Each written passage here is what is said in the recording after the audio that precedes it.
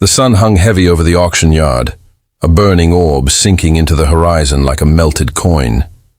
The flat plains of Montana stretched for miles, the golden grasses bowing to the wind's unseen hand. The air smelled of earth and dust, the dry scent of leather, horses, and sweat.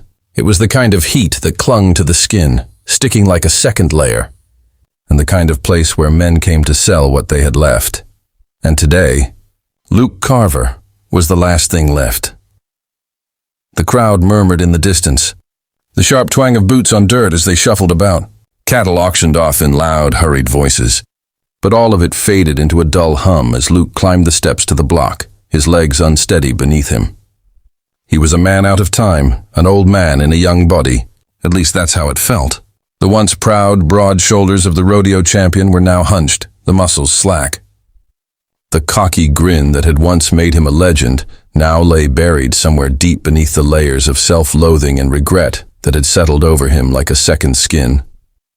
His eyes were hard as stones, piercing but empty, and every step he took seemed to echo in his chest, reminding him of the man he used to be, the man who had won and lost everything. The auctioneer's voice cut through the air, the words sharp and quick, rolling off his tongue like stones skipping across water. Lot 37, folks. He waved his hand toward Luke. A real gem. 6 months labor, room and board. Who'll start me at 100? Luke barely heard the bidding start. He didn't care.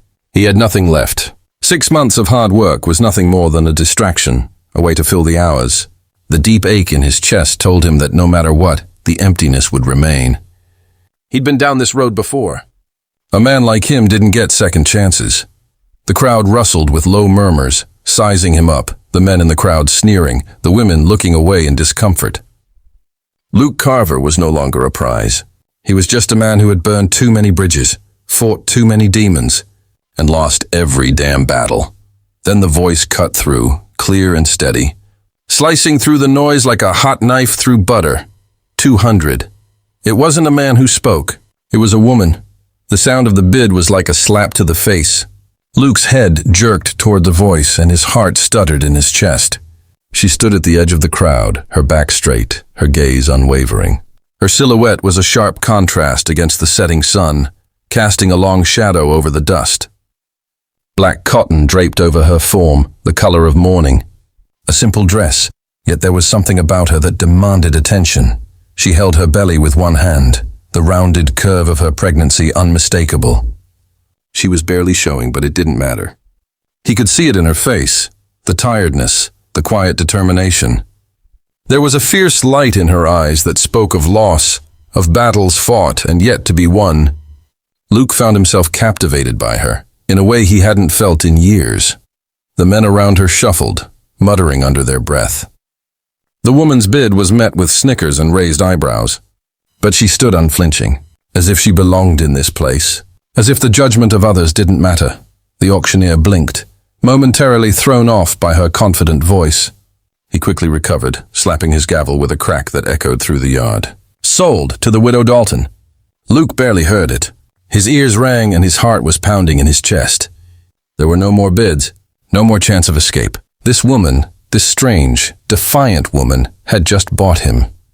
He took a step forward, his boots dragging in the dirt, the weight of the world pressing on his shoulders. His hands were trembling, but he forced himself to keep them still. He had no pride left, not after everything, not after what he'd done to his life. He wasn't sure if she knew what she was getting into. But the way she looked at him made him feel like maybe, just maybe, she saw more than the broken cowboy standing in front of her. He stopped at the edge of the wagon, not knowing what to say. His throat was dry. He hadn't spoken to anyone in months, not really. Not since the accident. Not since he'd buried the last piece of himself out there in the dirt. She was still staring at him. Waiting, ma'am, he said, the word feeling foreign in his mouth, like it belonged to someone else. His voice was rough, like gravel being ground underfoot. You sure you want me? I'm not worth what you just paid. Her eyes softened, just for a moment, but it was enough. Her gaze was steady, unwavering, and when she spoke, her voice was low but clear. I know exactly what I'm buying, she said. A man who looks like he's lost everything. Just like me. Luke blinked, caught off guard. There was no mockery in her tone, no pity. Just a quiet understanding that hit him harder than anything he had ever experienced. For a second, he thought he saw something in her, something he couldn't name. Was it compassion or something else? He couldn't say. "Come on, Cowboy," she said, breaking the silence between them. "We've both got work to do." The words hung in the air, pulling him forward. He didn't know what the hell he was doing, but his feet moved before he could think, trailing after her. The wheels of her wagon creaked as they rolled forward, the sun sinking behind them, casting long shadows over the road. The light of the day seemed to slip away, but the darkness that loomed ahead didn't seem quite so intimidating. They didn't speak as they walked. There was no need.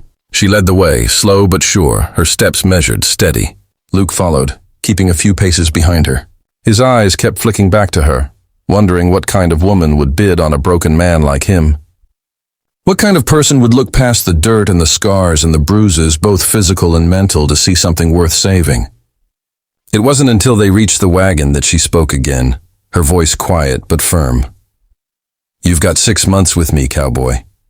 That's the deal. I expect you to work hard, but I'll feed you, and I'll give you a roof over your head. And I won't ask any questions you don't want to answer." Luke didn't know what to say. He had nothing left to give. But there was something about the way she said it, the way she made it sound so simple, that made him think he could survive this. Survive her. He nodded once, his throat too tight to speak. As she climbed into the wagon, she paused and glanced back at him. "I'm Emma Grace Dalton. And you are?" "Luke." It came out almost as a whisper, but it was enough. She didn't ask for any more. She didn't push. Just like that, they settled into a quiet understanding, the kind of unspoken bond that sometimes formed between two people who had no choice but to trust each other, even when they didn't know if trust was deserved.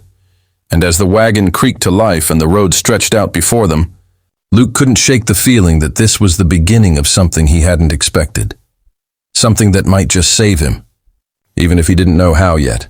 The sun finally dipped below the horizon, the night folding in around them. And for the first time in a long while, Luke Carver let himself hope.